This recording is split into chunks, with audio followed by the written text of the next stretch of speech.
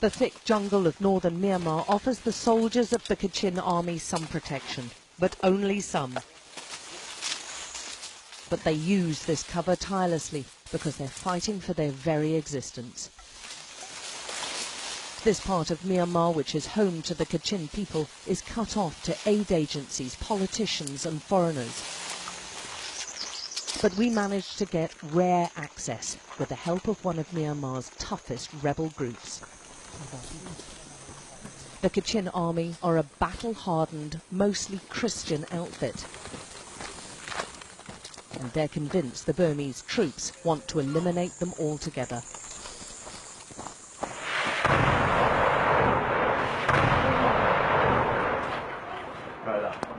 The Kachin people have faced random, indiscriminate attacks like this from the Burmese military for years.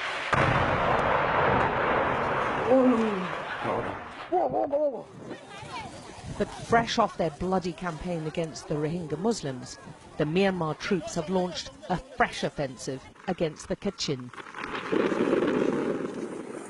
The Myanmar military are using the same tactics they've unleashed against the Rohingya, burning homes and forcing terrified families to run for their lives.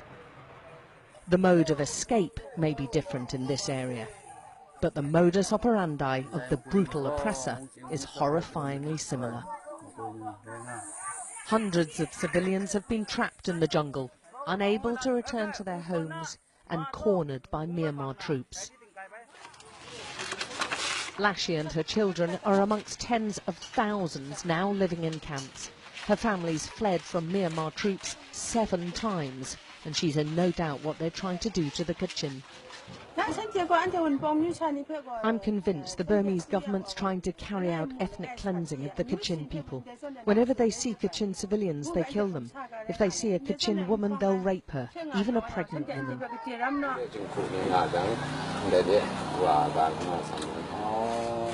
The organisers say even the camps are attacked. The Burmese military attacked again to the camp, and they have to move to get here. No one here feels secure. Bombing civilians in safe havens is a war crime under international law.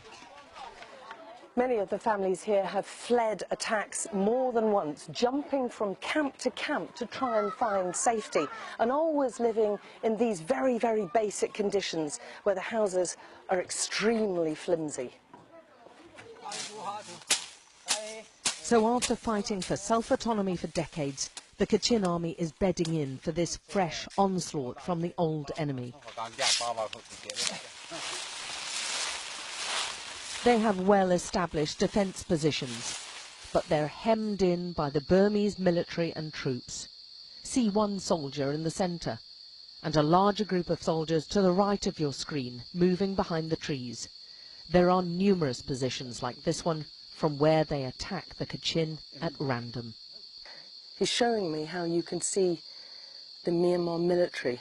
They're only about 800 metres away, positioned right on the top.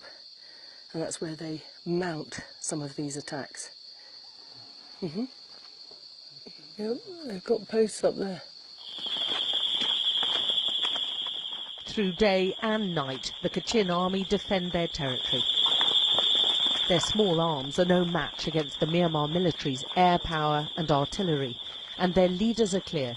The Myanmar military is guilty of war crimes, and this country's former British colonisers know that, but ignore it. We see them carrying out a lot of crimes against humanity. There are many unlawful arrests, there's a real abuse of power, and they are intentionally forcing people out of their homes and making them move.